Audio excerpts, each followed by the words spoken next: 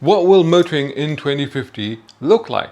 Now, as we stand at the threshold of the third decade of the 21st century, our imaginations continue to run wild with visions of what motoring will be like in the year 2050, which is just 27 years from now. So I'll tell you what, let's take a look into our crystal ball and see what we can find out right after this. A brown car guy.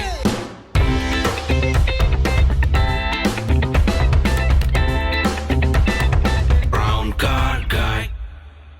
So the possibilities seem boundless as the worlds of science fiction and real-world innovation collide to define our relationship with cars. Imagine a world where vehicles are not merely modes of transportation, but autonomous moving rooms on wheels. So take a look at, for example, at this thing. Auto Trader, in a visionary study back in 2020, hinted at this future with pods that allow passengers to sit, sleep, watch videos, play games, even practice yoga during their commutes. Or consider the 2020 Nissan concept, the GTR X, which actually was envisaging the year 2050. It's kind of like a wearable car. It was designed by a creative intern at Nissan's California design house. Now this exoskeleton-like vehicle allows you to plug your helmet, or actually plug your brain directly into this one-seater cockpit. So there's like a brain-to-core connection that improves the handling intuitiveness and the driving experience.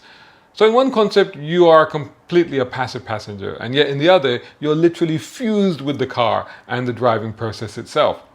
Now, as much as I've always been a car fan, I've also always had a love for science fiction. And as such, I've spent many hours as a child dreaming up and imagining cars of the future. So some of these ideas do resonate deeply with me. And of course, I paid close attention to and was very much inspired by the fantastic possibilities showcased in movies such as Back to the Future and I, Robot. Now, in Back to the Future, which was released in 1985, Doc Brown famously says, "Where we're going, we don't need roads." And as he then transforms his 1981 DeLorean into a flying machine powered by a Mr. Fusion reactor, it's intriguing to consider that in this future, existing cars, or the future that was depicted in that movie, existing cars weren't discarded, they were simply replaced. They were actually retrofitted with flying packs and new power systems. And that bodes well for arguments around automotive sustainability. I mean, just scrapping old cars and replacing them with brand new vehicles, a highly carbon intensive process, is surely not the ideal scenario. It's basically making things worse in our efforts to make them better. So in a way, Back to the Future envisages the right way of doing things. However, the future Back to the Future was actually set in 2015, and that date's been and gone, and it leaves us still yearning for those flying cars and indeed Mr. Fusion reactors. Now, I, Robot, that was set in 2035, so it offers a more tangible vision of the future. Now, the car in there was an Audi RSQ concept, and it featured a very unique drivetrain. Instead of wheels, it had spheres, and it used dedicated roads and tunnels for autonomous drives.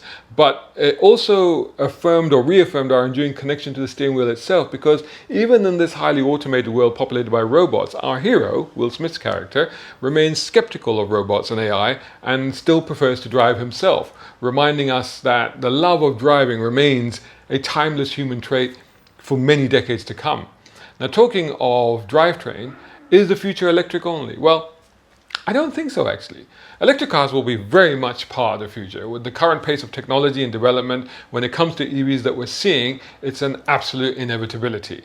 They will, of course, get better and better. They already are getting better and better with longer ranges, quicker charging times, all the rest of it. However, as discussed in the previous video, it's a logistical impossibility that all ICE, that's internal combustion engine cars, will be completely replaced by the year 2050.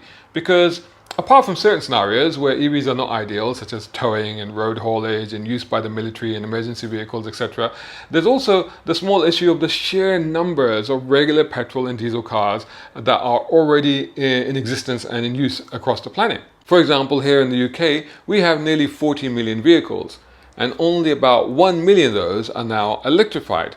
Now, in a good average year in terms of vehicle sales, we buy about 1 million vehicles. So at a rate of 1 million per year, we're talking about another 39 years to replace entirely our current car population or vehicle population. And that takes us way past 2050. Now, 27 years in car industry terms is only about 3 model generations, though on the other hand, there could be better technologies in the pipeline that might become more realistically feasible in future, such as hydrogen-powered systems, for example. That's always something that's being looked at. So I think the future could involve not just electric power, but multiple methods of motoring forward. And that's no bad thing. I mean, more choice is better for everybody. And I think the choice should include ICE as well. However, what is disappointing is the future that my 10-year-old self from 1978 would have imagined.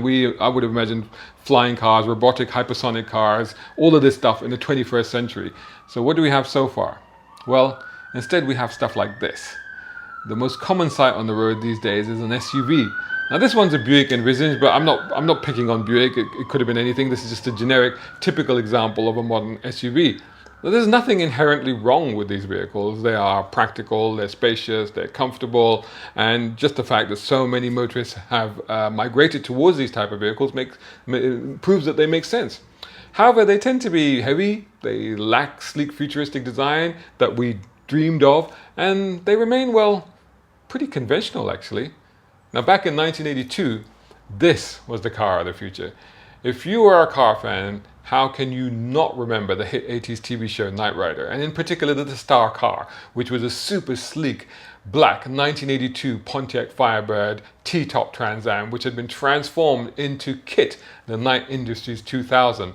Now, KITT boasted a turbojet hydrogen-fueled engine capable of 0 to 60 miles per hour acceleration in 2 seconds, a top speed of over 200 miles per hour, silent mode, molecular bonded indestructible shells, scanners, cameras, and even ejector seats.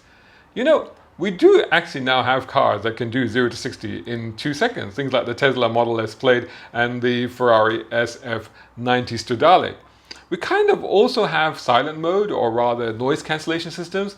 Plus, of course, we do have scanners, or rather sensors, and we have cameras now dotted all around the very latest cars. Another thing that you would have seen in the TV show was its star, David Hasselhoff, as Michael Knight, talk to and summon his trusty Trans Am by speaking into his watch, or his smartwatch, I should imagine, that was on his wrist. And of course, we do now have the Apple Watch, which you can speak into. We obviously don't have KITT's indestructibility, and of course we don't have his smart, witty, and slightly sarcastic AI persona. Although having said that, the AI-driven autonomous driving capabilities is a concept that is increasingly plausible, let's be honest. Although most experts agree that we're still at least a decade, if not more, away from a fully autonomous driving system. That would have to be level 5. There's 5 levels of it. We're currently only at around level 3 feasibility. That's basically driver's aids and self-parking systems. Don't believe or don't be fooled by what Tesla tells you that the cars can drive themselves, or the self-driving taxis. That's a very particular set of circumstances. The reality is that we won't have a car that you could summon with your watch to wherever you are, or one that you could just get in, have a conversation with about where you want to go, and it'll just do the rest. Don't think that's happening for a while yet. On the other hand, I've got to admit that the recent advances in AI technology that we've seen through through the creative stuff that we now do are simply staggering. So perhaps in my lifetime still, I might actually see a kind of KITT. In fact, KITT was featured, or actually KITT appeared in one of the promotional videos for a BMW concept car. Now that might seem very strange for why BMW would do that with a Pontiac, but I guess they wanted to show off the futuristic attributes of their concept, which was called the iVision D. Now this thing boasts digital ink bodywork that allows for customizable designs, patterns, and expressions on the outside, while on the inside there's a holographic window display that replaces the dials, but actually could replace the entire view and make it completely virtual. Which would of course mean that, like KITT, it would be imagined to have the ability to be autonomous and drive itself, because if you can't see where you're going, the car has to do it. But also like KITT, and I think perhaps a little more realistically, I think they imagined the iVision D as having a persona, And the AI in the iVision D, the idea was that it gets to know you, to understand your preferences and your moods, and customizes everything from its appearance to its infotainment to suit your particular mood or your requirements or your desires. It doesn't just drive you around, it's your friend offering a unique human-car interaction. So what truly awaits us on the road ahead in 2050? Well, will it be the on-demand autonomous pods on wheels, or the exciting and wild innovations that continue to inspire our imagination? Honestly, the answer remains uncertain, but one thing is clear, and I genuinely believe this to be true. The future of motoring will be a dynamic blend of technological advancement and the enduring human passion for the open road. I think we still want to love and enjoy driving our cars. Most of us will still want to take the wheel for ourselves and go where the mood takes us. The journey is as important as the destination. Even in the 23rd and 24th centuries that are depicted in Star Trek, and you guys will know, regular viewers will know I'm such a fan of that, the people in those series still pilot the shuttles and the starships. And whenever vehicles appear, people still drive the vehicles themselves. Although there's less vehicles, because remember, transporter technology has made them redundant. So again, vehicles still exist though, because people still want to drive them. So what becomes evident in the future, real or imagined, is that the thrill of innovation and the joy of the road will be forever intertwined in the story of human mobility. Whatever the future will be, whatever motoring in 2050 will be like, there will be disappointments and more bumps along the way in the road, but one thing is for sure: we can continue to look to the future with excitement and curiosity, as the road ahead promises to be an exhilarating adventure. See you all in the next video. Brown car guy. Hope you enjoyed that video. If you did, please hit the like button and share this video as well if you can. And while you're at it, check out these guys who also sponsor my content. I am deeply grateful to them because it helps me to buy new equipment, put fuel in the cars, and yes, buy a cup of coffee. You can do the same. Just go here or right here on YouTube. Just hit these three little dots down here and click on thanks. Make sure you're signed in first. My content is free, but this is how you can help me keep it that way. I may even send you a gift. Oh, by the way, watch this next.